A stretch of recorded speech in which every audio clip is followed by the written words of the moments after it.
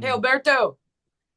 Yes, yeah. Oh, hi, Dr. Jen. Hi. I was just reading The Cosmic Key of Life. Okay. Wow.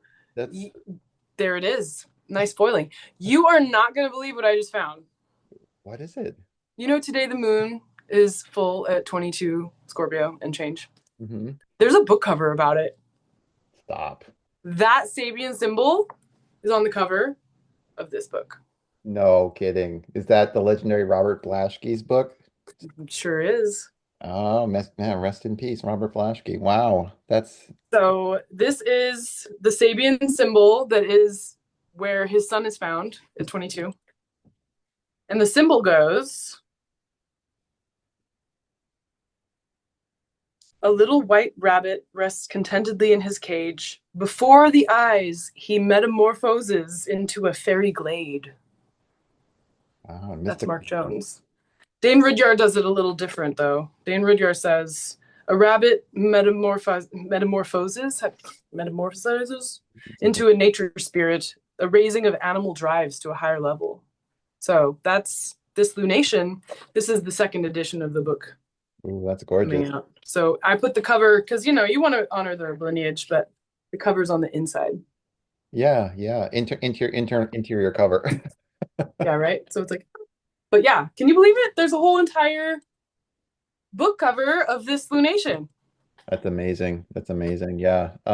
Sometimes I like to look up when we do a lecture or something for the San Francisco Astrological Society. I like to look up the Sabian symbol for the midheaven, and sometimes it's dead on. It's just bizarre.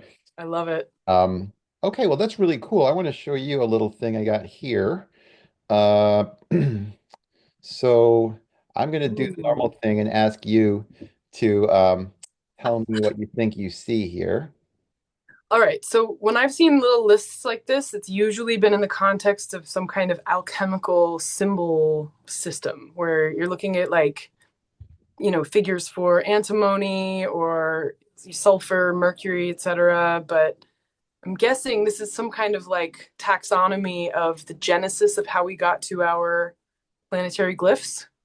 Yep. I have to look for the source. I'll put it in the show notes, but Okay. this is actually jives because Robert Schmidt has a handout that includes. So if you look down on the left side, next to the four for the sun, the Hellenistic way of drawing the sun was this sort of circle with like a flame coming out of it. I love it. So that's actually very accurate. Unfortunately, I mean, he is mentioning here, okay, the first column is from manuscripts. Okay, that Mm. not that much. Salmasius, I've never heard of, or Dufresne, I don't know.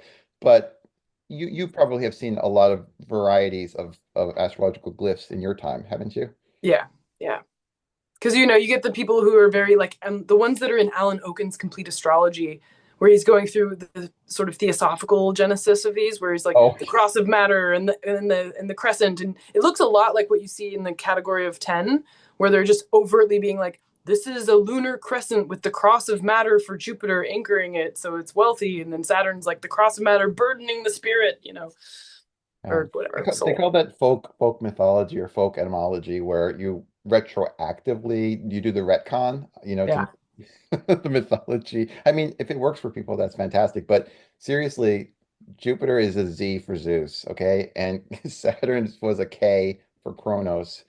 No, no, no, no, no. Jupiter's a Z for Zart. Get it right. Oh, man, I apologize for Wait, so it's the Greek C and the K? for sure. Yeah.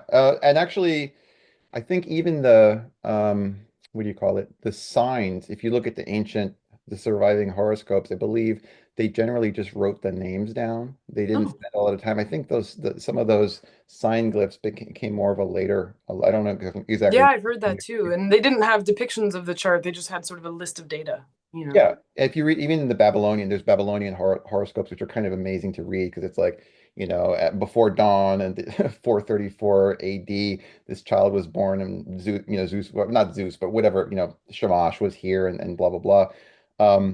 But I think if you study traditional Western astrology, the planets generally are considered much more important than the signs. And somehow that flipped over history and signs became, what's your sun sign kind of a vibe. Mm. Yeah, and also, if you think about it, with the discovery of the newer planets like Uranus and Pluto, the first glyph for Uranus was an H for Herschel, and then you have the PL logo for Pluto that's different than the sort of dot floating inside the bowl over the cross of matter one, you know? Yep, yep, So it's yeah. like, okay, any new planet we discover, we get to put our initials on it.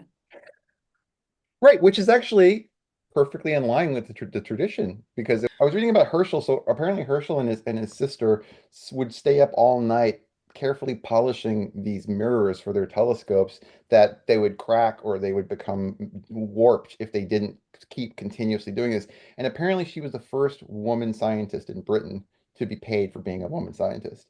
Amazing. I've been to their house. Oh, really? Wow. Yeah, yeah. Nick Campion used to have the Sophia Center Summer School in Bath, and it's just right around the corner. Oh, wow. And that's the other thing is we came close to having it being called George, right? Right. Siberian, Georgia. Yeah. Think, So think, then we're gonna have to have Planet Alberto when we find another one. yeah, well, maybe I'll go for there's a couple of asteroids. I'll take There that. you go. Yeah, I'll stick with my asteroid. Right. Anyway. Okay, cool. All Well, right. good to see you.